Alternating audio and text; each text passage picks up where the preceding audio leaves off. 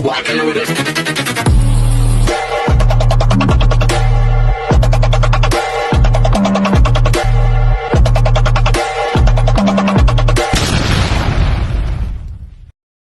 Hi everyone! Good evening! I'm back! It's your Mama Sam dito sa Sam Sam TV. Kamusta naman kayo mga amigo, amiga, kumare at kumpare? Sana lahat kayo ay okay at safe ngayong gabi. Sana lahat kayo nakapaghapunan na ng bonggang-bongga, no? Kung ako naman ang tatanungin ninyo, ay nako, eto guys, sobrang pagod ko talaga. Galing ako doon sa dati kong school kasi yung co-teacher ko dati, minessage niya ako, Sam, tulungan mo naman ako kasi humingi sila ng tulong para doon sa guidance nga doon sa isang estudyante namin dati na gusto niya sumali sa pageant. So, pinuntahan ko naman kasi parang ilang araw na nila ako kinokontak. Tapos, hindi ko talaga sila ine-entertain. Tapos, so, sabi ko, sige na nga, puntahan ko na lang para, alam mo yon, mabigyan sila ng proper na guidance. So, ayun nga, sobrang layo lang, nalayuan ako kanina kasi traffic. Tapos, sobrang pagod ko talaga, layo nung nilakad ko, parang parusa. So, nakapag-usap naman kami ng bonggang-bongga, nag-guide ko naman yung bata. So, natuwa naman siya kasi parang nagkaroon siya ng, alam mo yun, idea ko ano yung gagawin nila. Sabi nga nila sa akin, i-train ko daw, sabi nga babayaran daw nila ako. Sabi ko, wag na.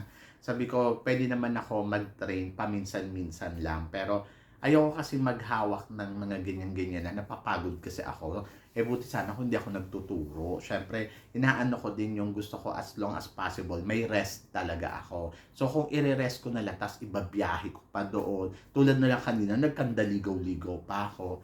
Anyway, sabi ko sa kanila na kailangan nila ng glam team, kailangan nila ng ganito, kailangan nila ng ganyan. So, natuwa naman sila.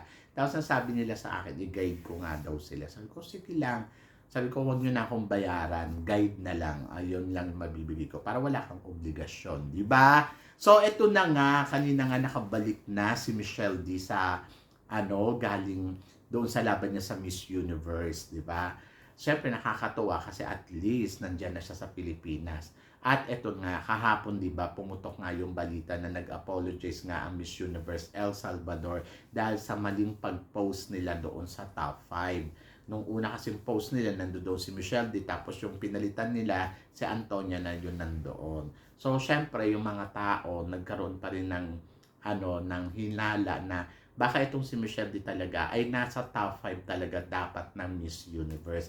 Kaya lang hindi na siya nakatungtong ng top 5. Pero sa kabilang banda, pwede din naman na nagkamali lang talaga yung El Salvador Universe doon sa pag-a-update nila sa atin. By the way, kanina naman din, pumutok din yung balita na Best National Costume daw ang Philippines. Ano bang thought ko dyan? Nung una, syempre, parang masaya ako kasi syempre nakuha ni Michelle D yung Best National Costume. So, di ba, parang bihira naman tayo manalo ng Best National Costume kasi kung iisipin mo, ang una tayong nanalong Best National Costume yung kay Charlene Gonzalez sa history ng Miss Universe sa Pilipinas pag ginawa yon. Tapos sumunod itong kay Gasini Ganados noong 2019. Tapos ngayon pangatlo si Michelle D. So tatlo pa lang beses tayo na nanalo ng Best National Costume dito sa Miss Universe. In fairness naman sa national costume ni Michelle D, unique kung iisipin mo sobrang kakaiba sa mga national costume na pinapadala natin sa Miss Universe. Sobrang ganda ng creation nito. Hindi lang na-appreciate nung iba kasi ang sinasabi nila, tsaka daw, hindi daw maganda.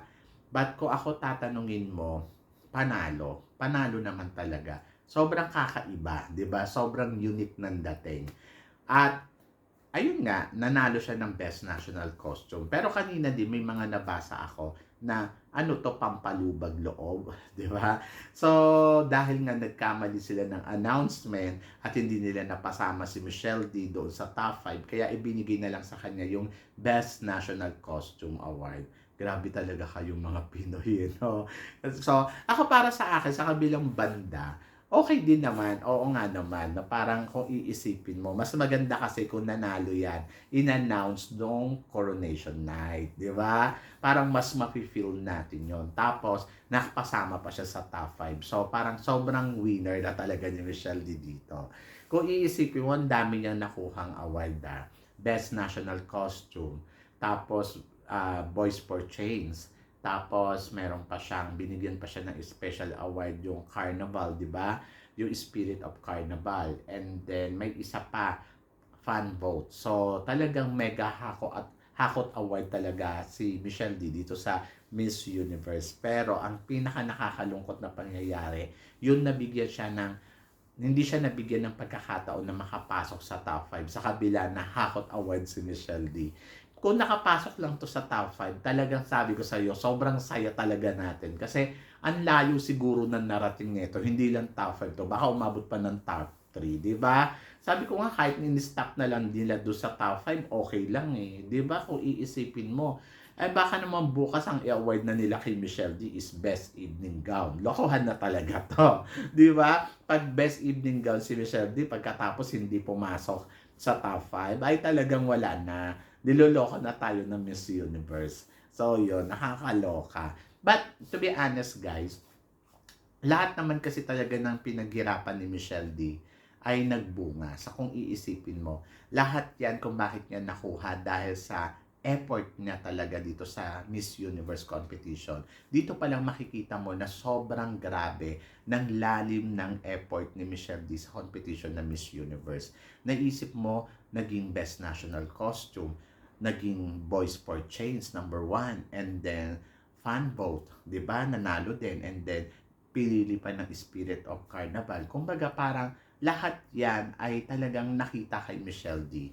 Pero ang pinaka nakakalungkot, yung judges talaga hindi ito nakita, 'di ba? Hindi man lang nila nakuha yung point na ba't kaya yung babaeng to sobrang dami na nakukuhang award.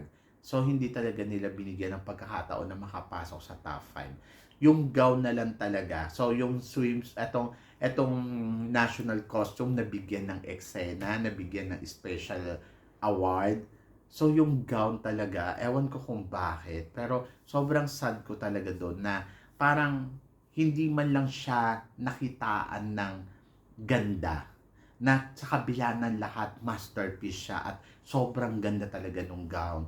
Unique talaga yung dating. Siguro hindi nga nila na-appreciate ko ano yung meron doon sa gown na yon. Pero kung iisipin mo, sobrang panalo talaga yung gown. Ang bongga niya talaga.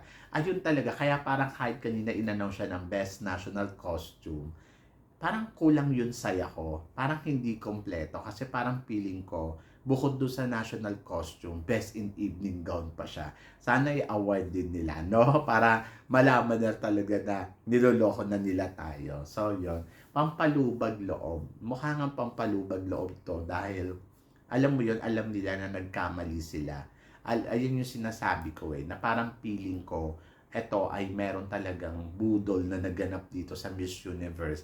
And then ngayon, konsensya sila. So, ibinigay na yung special award kay Michelle D. Either na mas marami din naman magagandang evening gown talaga, di ba? As national costume talaga. So, binigay na nila yung award na Best Nat Cos dito kay Michelle D. So, sa kabilang banda naman, talagang unique. Si Michelle D lang yung unique sa lahat, yung kakaiba. Pero hindi ko akalain na magugustuhan nila yon. So, yon. Kasi, para kung iisipin mo, ang simple-simple lang eh. Tapos, biglang, wow, biglang kabog, di ba?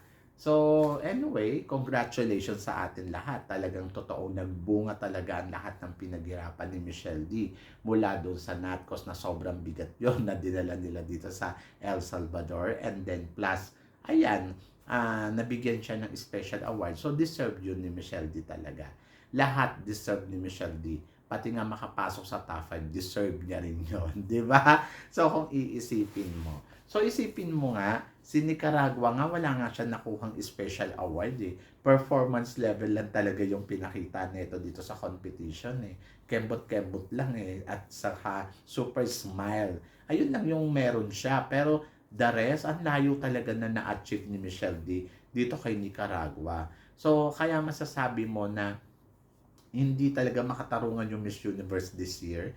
Kasi sa lahat ng kandidata na nakita ko, si Michelle D talaga yung parang meron masasabi mo na may achievement at may ipinakita talagang ginagawa bilang isang kandidata ng Miss Universe. Kasi the rest, parang wala naman tayong nakita sa kanila, hindi nga sila napansin, di ba? Pero etong si Michelle D, kung iisipin mo, sila na mismo ang nagbigay ng award kay Michelle D sa lahat ng mga aspeto dito sa competition. Kumbaga parang sila na yung nag-effort. O baka gusto nyo rin i-announce ko sino yung best in swimsuit, saka best in evening gown. For sure, si Michelle D na yan. Di ba? So yun. So, pag ano talaga, wala na. Hakot award na talaga ang Pilipinas. Hakot award na wala sa top 5. Ganon. Kasi di ba nakakaloka kung iisipin mo, parang performance ba talaga? Kulang ba sa performance level etong si Michelle D? Kaya hindi nakapasok sa top 5. Napaka-imposible. Napaka-imposible. Talagang hindi ko talaga makita yung punto. Hindi ko makita yung dahilan. Kaya doon ako nalulungkot sa part na yon. By the way, tapos na yung Miss Universe at wala na, may nanalo na at nabigyan naman na tayo ng mga special award. At maraming salamat at na-appreciate naman nila lahat ng mga ipiniresent dito ni Michelle D at humakot pa nga ng award ng bonggang-bongga. O, di ba? Best in award talaga si Michelle D sa Miss Universe. So, palakpakan natin. Congratulations, Michelle D. You deserve it. Sa lahat ng hirap at pagod mo, deserve mo yan. Kahit sabihin pa nila na pampalubag loob nila yan, but no. Talagang deserve mo yan kasi maganda naman talaga yung natkos mo at panalo naman talaga yan sa sobrang bigat ng dinala mo. Saka nakita natin kung paano niya ginagawa yung natkos niya. As in, talagang siya lang din. By the way, congratulations Pilipinas. At least, nasa history na tayo ng Miss Universe Best National Costume ngayon 2023 at hindi na nila mababawi yan kahit kailan. O, di ba? Kasi nga yung Best Natkos na tatlo na kay Charlene, kay Gasini, at saka kay Michelle D. So, yun. So, kayo guys, ano guys ang masasabi ninyo dito sa mga pinag-uusapan natin ngayon? So, please comment below para at least malaman ko naman kung ano naman ang chika mo sa mga pinag-uusapan natin ngayon. So, yun guys, maraming salamat po sa inyong lahat sa walang sawang suporta na binibigay ninyo dito sa channel ko. At sa mga hindi pa po nakaka-subscribe dyan, please don't forget to click like and subscribe my channel at i-click nyo na rin po ang notification bell para lagi kayong updated syempre sa aking mga chika. So guys, maraming salamat po. Hanggang dito na lang. Hanggang sa muli nating chikahan. See you tomorrow. Thank you guys.